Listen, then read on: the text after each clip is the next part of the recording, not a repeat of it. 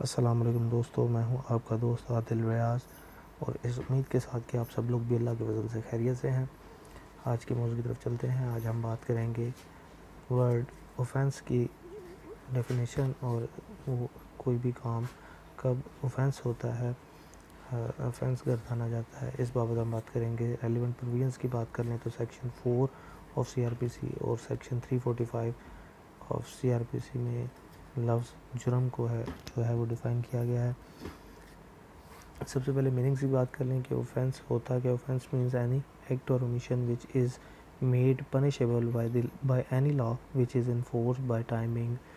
मतलब कि कोई भी ऐसा कानून जो कि मौजूदा वक्त में लागू है किसी रियासत पे, उस कानून के तहत अगर कोई काम जो है उसकी ममानत पाई गई है, पनिशेबल काबिल सज़ा डिक्लेयर किया गया है, तो ऐसे अमल को जो है वो ऑफेंस कहा जाएगा। अगर ऑफेंस को मज़ीद डिफ़ाइन करें तो सबसे पहले तो ये बात कि एक जो एक्ट है वो कब ऑफेंस बनता है, इस बाबत an act or omission become offence if it is punishable by any law which is in force for timing. और उसके बाद जो है वो ट्रायल और ऑफेंस की बात कर लें। An act or omission, the main offense, whether it is triable by court or not. It reveals that trial of some act or omission by court does not affect its status as an offense. और मज़ीद इसके offence की बाबत अगर बात करें तो हमें ऑफेंस के इकसाम की बाबत पता होना चाहिए कि कौन कौन सी इकसाम है। सबसे पहले तो ऑफेंस होते क्या हैं। कुछ ऑफेंसेस जो हैं वो बेलेबल होते हैं, कुछ नॉन बेलेबल होते हैं। अब बेलेबल ऑफेंसेस कौन से हैं? Bailable offences means that offences which is shown as bailable in second schedule of the criminal procedure code और which is made bailable by any other law which is in force for the time being. And non-bailable offences means any other offences which is not defined in second schedule of criminal procedure code. उसके बाद जो दूसरी किस्म है offences की वो है cognizable offences और नॉन कॉग्निजेबल ऑफेंसेस।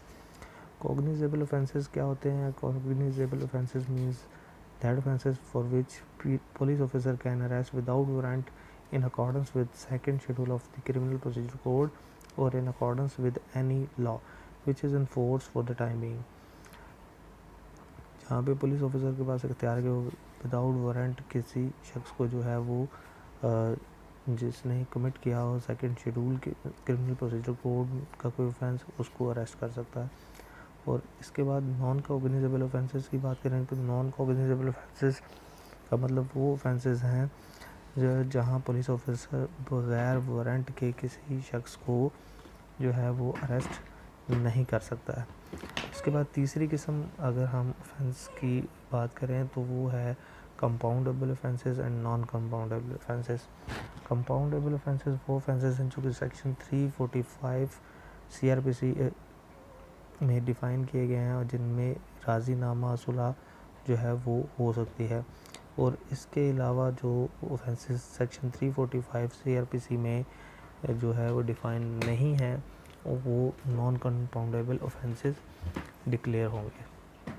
और इसका मतलब है कि जिसमें राज़ीनामा जो है वो मुमकिन नहीं है। एक दफ़ा अगर ऐसे ऑफेंसेस की जो FIR दर्ज हो जाती है, मुकदमा दर्ज हो जाता है, तो वो उनमें जो मुद्दई है वो मुल्ज़मान पार्टी के साथ किसी भी तरह से राज़ीनामे में एंटर नहीं हो सकता है। और ऐसे ऑफेंसेस नॉन कंपाउंडेबल ऑफेंसेस होते हैं, जैसे कि 780A वगैरह में ये सब ऑफेंसेस जो होते हैं। अगर 780A जो एंटी टेररिस्ट कोड की FIR अगर दर्ज हो जाती है ऑफेंसेस के साथ, तो ऐसे केस में जो मुद्दई है वो चाहते हुए भी मुस्लिम पार्टी के साथ जो है वो राज़ीनामा नहीं कर सकता है।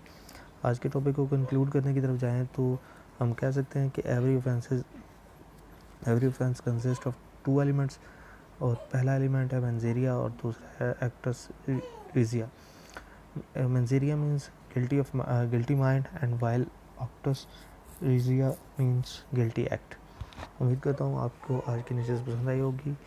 दुआ में याद रखें। अल्लाह पाक आपका और मेरा हामी नासिर हो।